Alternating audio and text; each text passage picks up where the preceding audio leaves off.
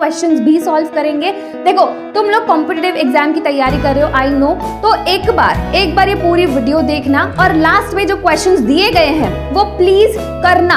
अब हम आ जाते हैं मोनेरा पे। अब जो मोनेरा है इसको हम लोगों ने दो पार्ट्स में डिवाइड किया हुआ है। आर्की बैक्टीरिया है, ये ऐसे बैक्टीरियाज हैं जो ऐसे कंडीशंस में रह सकते हैं, ऐसे एडवर्स कंडीशंस में रह सकते हैं जहां पे कोई भी सरवाइव नहीं कर सकता। ये इंपॉर्टेंट है, यहाँ से बहुत सारे क्वेश्चंस आते हैं। तो मीथेन प्रोड्यूसिंग बैक्टीरिया, क्या बोला मैम आपने? मीथेनोजेंस बिलोंग्स टू,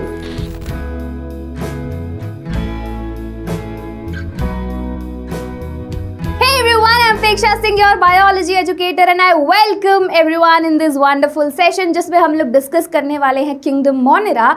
एंड ये कहीं ना कहीं बहुत ज़्यादा इंपॉर्टेंट टॉपिक है, चाहे आप अपने एग्जाम के पॉइंट ऑफ व्यू से ले लो, स्कूल एग्जाम के पॉइंट ऑफ व्यू से ले लो, या फिर आप अपने कॉम्पिटेटिव एग्जाम के पॉइंट ऑफ व्यू से ले लो। यहाँ से भर भर के क्वेश्चंस आते हैं, तो यही टॉपिक जो है हम लोग डिस्कस करने वाले हैं। इसका मतलब ये बहुत ज़्यादा इंपॉर्टेंट टॉपिक है इस चैप्टर का। तो चलिए शुरू करते हैं बिना किसी देरी के। यार लास्ट में क्वेश्चंस भी सॉल्व करेंगे।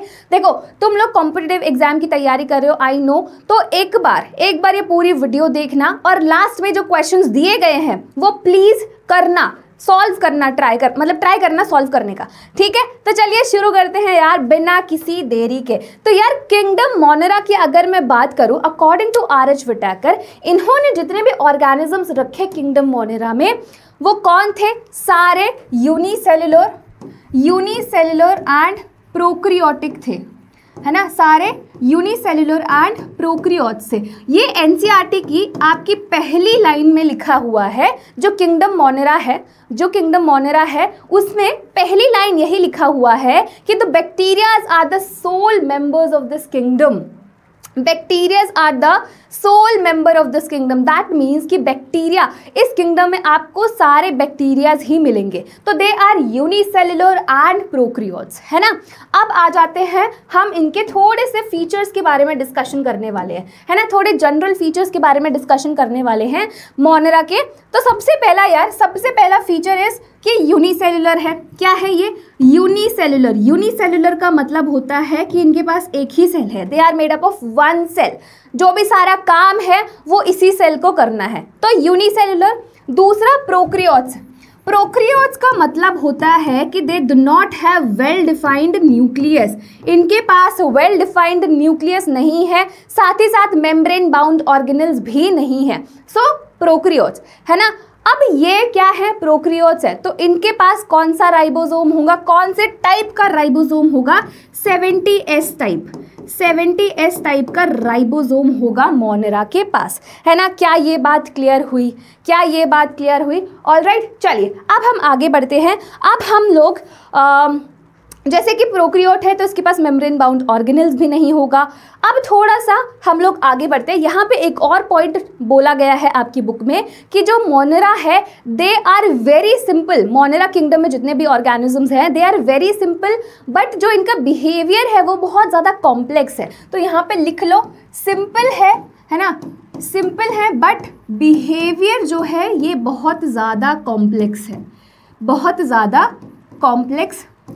तो मैंने अभी तक क्या बताया? मैंने बोला है कि पहले they are unicellular, they are made up of one cell. दूसरा प्रोकैरियोट्स है, they do not have well defined nucleus. तीसरा 70S टाइप है क्योंकि ये प्रोकैरियोटिक सेल है ना। बैक्टीरिया क्या है? प्रोकैरियोट्स है, तो उनके पास 70S टाइप का राइबोसोम होगा।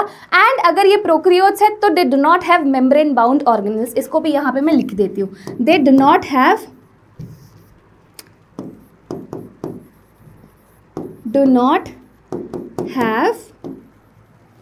membrane bound organelles।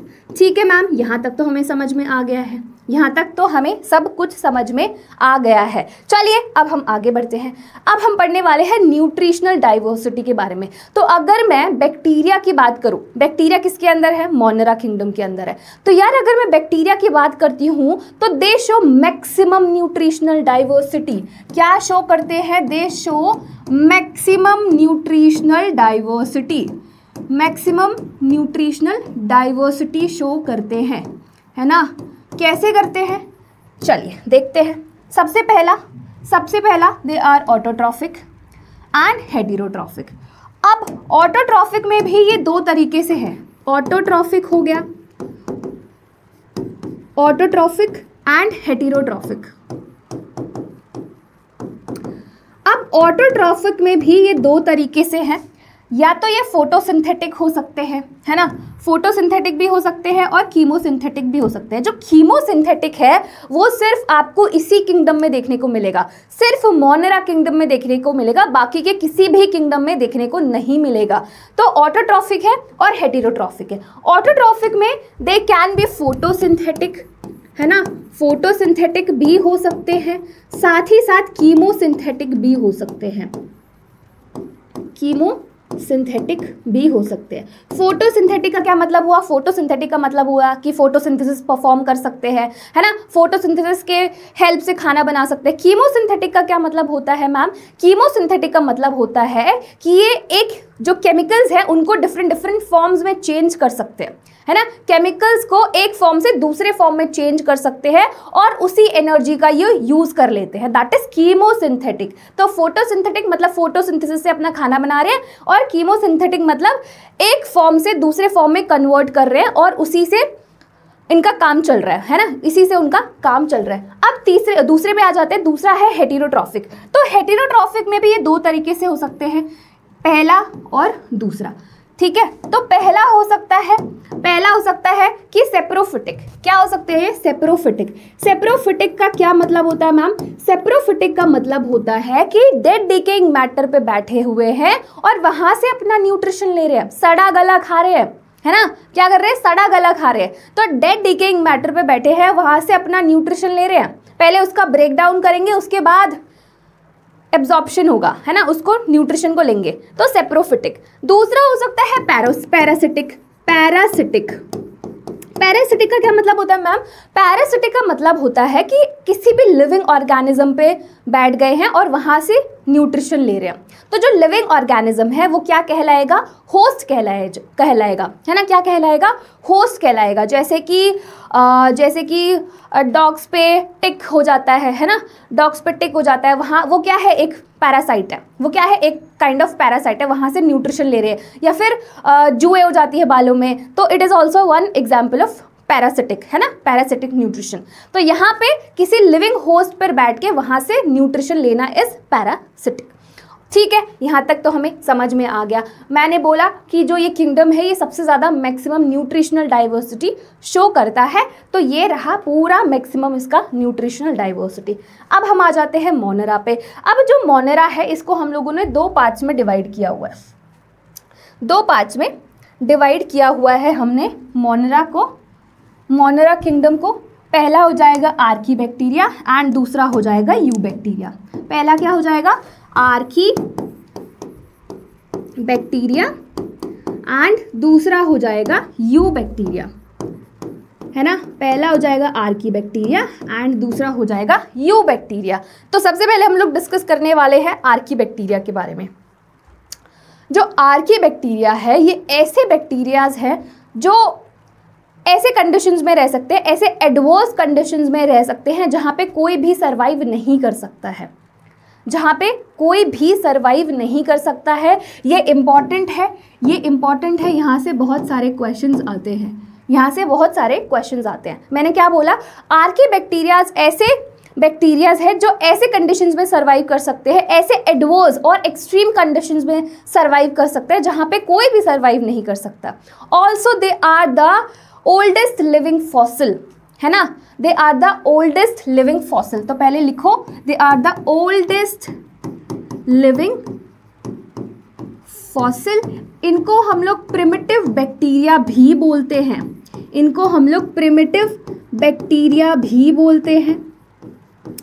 And they can survive in extreme और एडवर्स कंडीशंस, ऐसे कंडीशंस में जहां पे कोई भी सर्वाइव नहीं कर सकता है, तो एडवर्स कंडीशंस।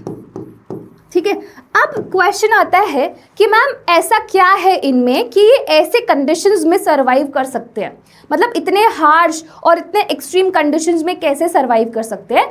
इसका आंसर है कि जो इनकी सेल वॉल है और जो इनका सेल मेम्ब्रेन है वो काफ़ी ज़्यादा रिजिड है। इतना ज़्यादा रिजिड इसने अपने आप को बना लिया है कि बाहर के इन्वायरमेंट से इसको कोई फ़र्क नहीं पड़ता है ना, बाहर के इन्वायरमेंट से इसको कोई फ़र्क नहीं पड़ता है। इसने बहुत ज़्यादा अपने आप को स्ट्रॉन्ग बना लिया है ना, बहुत ज़्यादा स्ट्रॉन्ग बना लिया कि जाओ भाई बाहर कुछ भी हो रहा है मुझे फ़र्क नहीं पड़ता है। तो इसी वजह से ये ऐसे कंडीशंस में सर्वाइव कर जाते हैं, ऐसे कंडीशंस में सर्वाइव कर जाते हैं। ठीक है, ये तो कुछ फीचर्स थे आर्कीबैक्टीरिया के। अब हम आ जाते हैं टाइप्स पे, है ना। तो यार मतलब टाइप्स भी उस बेसिस पे कि कहाँ कहाँ सर्वाइव करे, कहाँ पे रह रहे हैं, कहाँ पे रह रहे हैं। तो हो सकते हैं आपके मीथेनोजेंस, पहला हो जाएगा मीथेनोजेंस, है ना। दूसरा हो जाएगा हैलोफाइल्स, हैलोफाइल्स। तीसरा हो जाएगा थर्मोएसिडोफाइल्स, थर्मोएसिडोफाइल्स। ठीक है, क्या बोला मैंने, आर्कीबैक्टीरिया भी ऐसी जगहों पे रह सकते हैं, मतलब डिपेंड करता है कि कैसी जगह पे रह रहे हैं, उसके अकॉर्डिंग हम लोगों ने इसको डिवाइड किया है मीथेनोजेंस में, हैलोफाइल्स में और थर्मोएसिडोफाइल्स में। अब हम आते हैं मीथेनोजेंस पे। तो मीथेन प्रोड्यूसिंग बैक्टीरिया, क्या बोला मैम आपने, methane producing bacteria, methane producing bacteria. और मैम कहाँ पे मिलेंगे ये आपको, र्यूमेन ऑफ कैटल में मिलेंगे। लोकेशन क्या होगा इसका, र्यूमेन ऑफ कैटल, है ना, क्या, र्यूमेन ऑफ कैटल। तो methane producing bacterias. All right, बहुत ही बढ़िया। ठीक है, ये तो आपके मीथेनोजेंस हो गए। अब दूसरा आ जाता है हैलोफाइल्स। हैलोफाइल्स आपके रहते हैं एक्सट्रीमली सॉल्टी एरियाज में, बहुत ज़्यादा एक्सट्रीम सॉल्टी एरियाज जो होते हैं वहाँ पे आपको मिलेंगे। तो एक्सट्रीमली सॉल्टी एरियाज में आपको हैलोफाइल्स मिलते हैं। क्या मिलते हैं, हैलोफाइल्स। ऑल राइट, यहाँ पे अगर आप देखोगे तो यहाँ पे एग्जाम्पल दिया हुआ है हैलोबैक्टीरियम, तो इसका एग्जाम्पल भी लिख लेना, हैलोबैक्टीरियम, हैलोबैक्टीरियम। ऑल राइट, तीसरे पे आ जाते हैं। तीसरा है थर्मोएसिडोफाइल। थर्मोएसिडोफाइल का क्या मतलब होता है मैम, थर्मोएसिडोफाइल का मतलब होता है कि हाई टेम्परेचर और लो पीएच। क्या बोला मैम ने, हाई टेम्परेचर और लो पीएच। तो हाई टेम्परेचर, जहाँ पे बहुत ज़्यादा हाई टेम्परेचर है, it is around 80 to 100 degree centigrade, मतलब 80 से 100 डिग्री सेंटीग्रेड जहाँ पे ऐसा टेम्परेचर होता है वहाँ पे ये सर्वाइव कर सकते हैं। ऑल्सो लो पीएच, लो पीएच का क्या मतलब होगा, लो पीएच का मतलब है एसिडिक, मतलब एसिडिटी। ठीक है, तो ऐसी जगहों पे जो बैक्टीरिया सर्वाइव करते हैं हम उनको बोलते हैं thermoacidophiles. They are very important questions आते हैं यहाँ से, तो स्टार मार्क कर लेना, स्टार मार्क कर लेना। ऑलराइट, चलिए अब थोड़ा सा आगे बढ़ते हैं। अब हम पढ़ने वाले हैं दूसरा जो है यू बैक्टीरिया। क्या है, यू बैक्टीरिया। अब यार जो यू बैक्टीरिया है इसको हम लोग ट्रू बैक्टीरिया भी बोलते हैं। क्या बोलते हैं इसको, ट्रू बैक्टीरिया भी बोलते हैं। क्या बोलते हैं इसको, ट्रू बैक्टीरिया भी बोलते हैं। ठीक है मैम, ये तो हमें समझ में आ गया। अब इनके थोड़े से हम लोग फीचर्स के बारे में जान लेते हैं। तो जो आपकी एनसीईआरटी में दिया हुआ है वो दिया हुआ है साइनोबैक्टीरिया के बारे में। किसके बारे में दिया हुआ है, साइनोबैक्टीरिया के बारे में दिया हुआ है। ऑलराइट, तो चलिए एक बार हम लोग इसको भी इसके फीचर्स को डिस्कस कर लेते हैं, है ना। सबसे पहले यूनिसेल्युलर, ये तो होगा ही होगा, यूनिसेल्युलर ये तो होगा ही होगा। साथ में दे आर प्रोकैरियोट्स, प्रोकैरियोट्स भी होते हैं। ठीक है मैम, प्रोकैरियोट्स होते हैं। प्रोकैरियोट्स का मतलब मैं ऑलरेडी बता चुकी हूँ, प्रोकैरियोट्स का मतलब दे do not have well defined nucleus. Autotrophic होते हैं, ऑटोट्रॉफिक में भी दे आर फोटोसिंथेटिक, फोटोसिंथेटिक होते हैं, फोटोसिंथेटिक होते हैं। और इनके अंदर पिगमेंट प्रेजेंट होता है। कौन कौन से pigment ma'am, chlorophyll A and phycobilin, है ना। तो यहाँ पे लिख लो पिगमेंट प्रेजेंट होता है, जैसे कि chlorophyll A and phycobilin, phycobilin. ये पिगमेंट प्रेजेंट होता है। दे आर एक्वाटिक, पानी में रहते हैं, है ना, ये जो बैक्टीरिया है आपको पानी में मिलेंगे, तो एक्वाटिक, एक्वाटिक पानी में यहाँ पे मिलेंगे। ऑलराइट, आगे थोड़ा सा बढ़ेंगे और फीचर्स के बारे में जानेंगे। तो दे हैव म्यूसिलेजिनस शीथ या फिर जिलेटिनस शीथ होती है, जो क्या करती है, it reduces water loss, it reduce water loss, ठीक है, इसका ये काम होता है। ऑलराइट, यहाँ तक सारी चीज़ें समझ में आ गई, यहाँ तक सारी चीज़ें समझ में आ गई, यहाँ तक अगर सारी चीज़ें समझ में आ गई तो बहुत अच्छा है। अब हम थोड़ा सा आगे बढ़ते हैं। जैसे मैंने बताया है यूनिसेलुलर और प्रोक्रियोट्स होते हैं, तो राइबोसोम भी 70S का होगा, 70S राइबोसोम, 70S राइबोसोम्स इसमें प्रेजेंट होंगे। ठीक है, क्या ये बात समझ में आई? ठीक है, अब हम आ जाते हैं नेक्स्ट पॉइंट पे, दैट इज यहाँ पे आपको दिया हुआ है रिप्रोडक्शन, है ना, रिप्रोडक्शन दिया हुआ है। तो यार रिप्रोडक्शन देखो दो तरीके से हो सकता है, एक हो सकता है एसेक्सुअल रिप्रोडक्शन और दूसरा हो सकता है सेक्सुअल रिप्रोडक्शन। तो एसेक्सुअल रिप्रोडक्शन अगर आप देखोगे तो ये दो तरीके से एसेक्सुअली रिप्रोड्यूस कर सकते हैं, जैसे कि binary fission and fragmentation, binary fission और fragmentation, binary fission and fragmentation, ठीक है। और सेक्सुअली जो है देखो इनमें ट्रू सेक्सुअल रिप्रोडक्शन नहीं होता, it is kind of sexual reproduction. हमें क्या चाहिए, हमें चाहिए सेक्सुअल रिप्रोडक्शन से वेरिएशंस, वेरिएशंस यहाँ पे मिल जाएगी, बट ऐसा हम लोग अगर सोच रहे हैं कि यहाँ पे गैमीट्स भी बनेंगे, तो यहाँ पे गैमीट्स नहीं बनते हैं। It is a sort of sexual reproduction, तो यहाँ पे लिख लो, it is a sort of sexual reproduction, but true sexual reproduction यहाँ पे नहीं होता है, ट्रू सेक्सुअल रिप्रोडक्शन यहाँ पे नहीं होता है। तो यहाँ पे तीन तरीके से, तीन नाम बताऊंगी, आपकी एनसीईआरटी में नहीं दिया है बट आप जान सकते हो। पहला हो जाएगा ट्रांसडक्शन, ट्रांसडक्शन, फिर हो जाएगा ट्रांसफॉर्मेशन, ट्रांसफॉर्मेशन, एंड तीसरा हो जाएगा कॉन्जुगेशन, कॉन्जुगेशन। तो जैसे मैंने बताया कि ट्रू सेक्सुअल रिप्रोडक्शन नहीं होता है, it is a sort of sexual reproduction, है ना, it is a sort of sexual reproduction. जो हमें काम चाहिए था वो मिल जाएगा आपको, है ना, वेरिएशंस चाहिए थी वो हमें यहाँ पे मिल जाएगी। तो ये आपका पूरा मतलब पूरे फीचर्स हो गए आपके यू बैक्टीरिया के, है ना, पूरे फीचर्स हो गए यू बैक्टीरिया के। अब यार ये ना कॉलोनीज में भी रह सकते हैं, फ्रैगमेंट्स में भी रह सकते हैं, है ना, सॉरी नॉट फ्रैगमेंट्स, फिलामेंट में भी रह सकते हैं, एज अ फिलामेंटस फॉर्म, धागे के फॉर्म में भी रह सकते हैं, एंड यूनिसेलुलर भी रह सकते हैं, है ना। मैंने क्या बोला, मैम ने बोला कि कॉलोनियल मतलब कॉलोनीज में भी रह सकते हैं, कॉलोनियल कॉलोनीज में भी रह सकते हैं, फिलामेंटस धागे के फॉर्म में भी रह सकते हैं, और अकेले भी रह सकते हैं,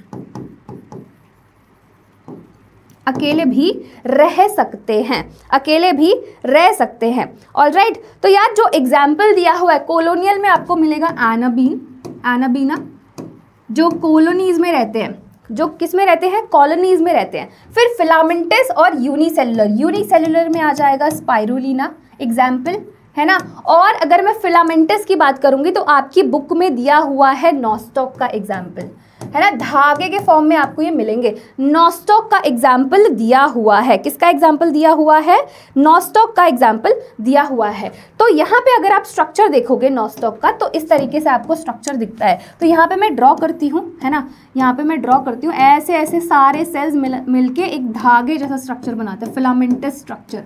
तो इस तरीके से आपको देखने को मिलेंगे, ठीक है। अब इसमें ना दो तरीके के सेल्स होते हैं, इसमें दो तरीके के सेल्स होते हैं। एक तो होता है ग्रीन कलर का, है ना, जो ये वाले हैं, ये ग्रीन कलर के, इसको हम बोलते हैं वेजिटेटिव सेल, वेजिटेटिव सेल। और दूसरे होते हैं दूसरे कलर के, दूसरे टाइप के सेल होते हैं, जिसको हम बोलते हैं हेटेरोसिस्ट, हेटेरोसिस्ट, देखो, दो तरीके के सेल्स होते हैं आपके नॉस्टॉक में। सबसे पहला हो गया वेजिटेटिव सेल एंड दूसरा जो होगा वो होगा हेटेरोसिस्ट। जो वेजिटेटिव सेल होगा वो मस्त आराम से पहले की तरह फोटोसिंथेसिस कर रहा है। तो ये क्या करेगा, फोटोसिंथेसिस करता है। ये क्या करता है, फोटोसिंथेसिस करता है। बट जो हमारा हेटेरोसिस्ट है ये सबसे पहले तो थिक वॉल्ड है, जो इसकी वॉल है वो थिक है, थिक वॉल्ड, ठीक है, थिक वॉल्ड है। दूसरा चीज ये एक काम करता है जिसको हम बोलते हैं नाइट्रोजन फिक्सेशन। तो यहाँ पे क्या होता है, नाइट्रोजन फिक्सेशन होता है। कैसे होता है, यहाँ पे एक एंजाइम है नाइट्रोजिनेस, नाइट्रोजिनेस एंजाइम है जो क्या करता है, नाइट्रोजन फिक्सेशन करता है। तो यहाँ पे दो काम हो रहे हैं, फोटोसिंथेसिस भी हो रहा है और नाइट्रोजन फिक्सेशन भी हो रहा है। ऑल राइट, क्या ये बात समझ में आई? समझ में आ ही गई होगी, है ना, समझ में आ ही गई होगी। चलो, बहुत ही बढ़िया। अब हम आ जाते हैं हेटेरोट्रॉफिक बैक्टीरिया पे।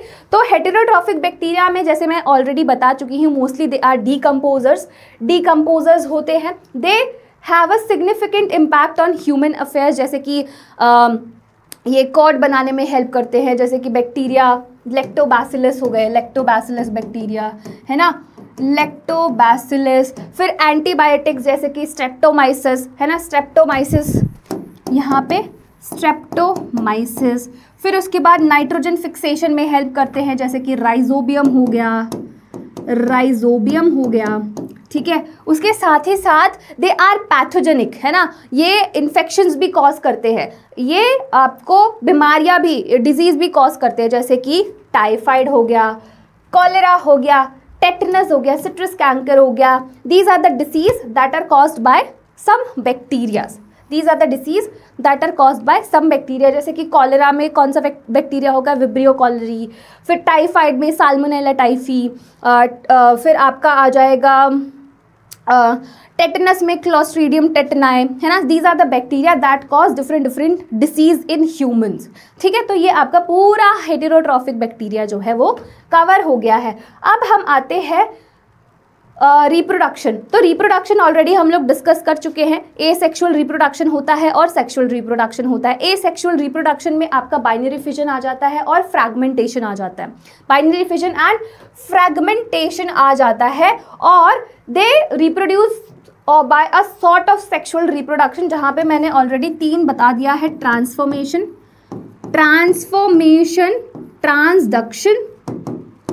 ट्रांसडक्शन एंड कॉन्जुगेशन, ठीक है, बहुत ही बढ़िया। अब थोड़ा सा आगे आ जाते हैं। अब हम लोग पढ़ने वाले हैं mycoplasma that means AKA pleuropneumonia like organism, PPLO, है ना। These are the smallest bacteria और इनका साइज कितना होता है, 0.1 to 0.3 माइक्रोमीटर, ठीक है, 0.1 to 0.3 माइक्रोमीटर। साथ ही साथ इनके में सेल वॉल एब्सेंट होती है, सेल वॉल क्या होती है, एब्सेंट होती है। And they can survive without oxygen, है ना, they can survive without oxygen. तो they can survive without oxygen, they can survive without oxygen. Also एक इंपॉर्टेंट पॉइंट कि they are resistant to penicillin, resistant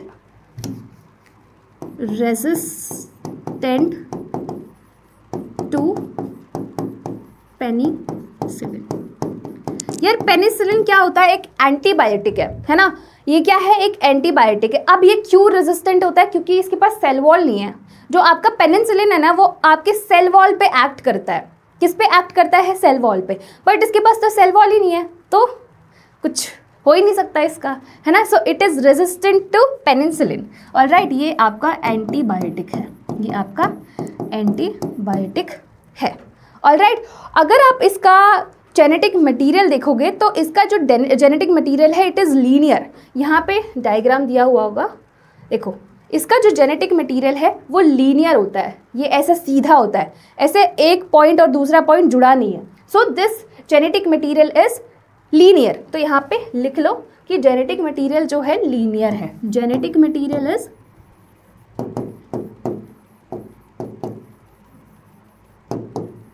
linear. ठीक है, genetic material क्या होता है, लीनियर होता है।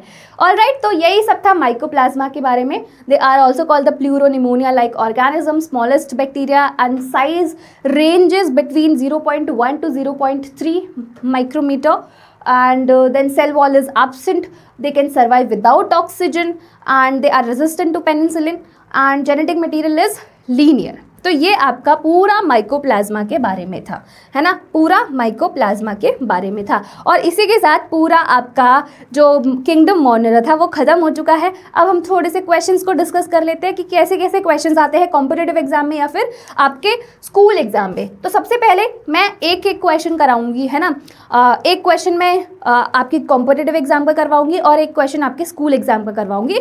बाकी के जो क्वेश्चन होंगे वो आपके लिए होमवर्क है, ठीक है। तो सबसे पहला क्वेश्चन है methanogens belongs to, methanogens belongs to, और ये आपके नीट 2016 में क्वेश्चन आया हुआ है, मीथेनोजेंस बिलोंग्स टू। तो ऑप्शन है eubacteria, archaebacteria, dinoflagellates and slime mould. इसका करेक्ट आंसर क्या है, आर्की बैक्टीरिया। क्या है, आर्की बैक्टीरिया। आर्की बैक्टीरिया में हम लोगों ने क्या पढ़ा था, मीथेनोजेंस, हैलोफाइल्स, थर्मोएसिडोफाइल्स। तो methanogens are methane producing bacteria. Alright, तो करेक्ट आंसर आ जाएगा सेकंड। अब जो दूसरा क्वेश्चन है ये वाला आपका होमवर्क है, ये आप लोगों को करना है, ये वाला होमवर्क है, ये आप लोगों को करना है। क्वेश्चन क्या है, which of the following are found in extreme saline condition. Very simple, easy question, NEET 2017 में आया है और ये आपको होमवर्क करना है। ऑलराइट, नेक्स्ट क्वेश्चन आपका एग्जाम वाला, स्कूल एग्जाम वाला क्वेश्चन हो गया, differentiate between Archie bacteria and you bacteria. Archie bacteria and you bacteria में जो डिफरेंस है वो बताओगे आप, ठीक है। क्या क्या डिफरेंसेस होते हैं, Archie bacteria can survive in extreme conditions, फिर उसमें डिफरेंट ये चीज़ें भी बताओगे कहाँ कहाँ सर्वाइव कर सकते हैं। थर्मोएसिडोफाइल्स हो गए, मीथेनोजेंस हो गए, हैलोफाइल्स हो गए, ये सारी चीज़ें इसमें बताओगे। फिर यू बैक्टीरिया के बारे में बताओगे, उसमें आप नॉस्टॉक के बारे में भी बता सकते हो। तो ये सारा आपको डिफरेंस लिखना है, साथ ही साथ एग्जाम्पल भी लिख देना, है ना। साथ ही साथ क्या लिखना है, एग्जाम्पल भी लिख देना, जैसे कि हैलो बैक्टीरिया हो गया, बैक्टीरियम हो गया, यू बैक्टीरिया में आप नॉस्टॉक लिख सकते हो, है ना। तो ये दोनों एग्जाम्पल भी मेंशन कर देना। ऑलराइट, नेक्स्ट क्वेश्चन है आपका, जो होमवर्क है आपको खुद से करना है, होमवर्क है आपको खुद से करना है। Right a short note on mycoplasma, mention any 2 unique features. और ये आपके CBSE 2019 में आया हुआ क्वेश्चन है।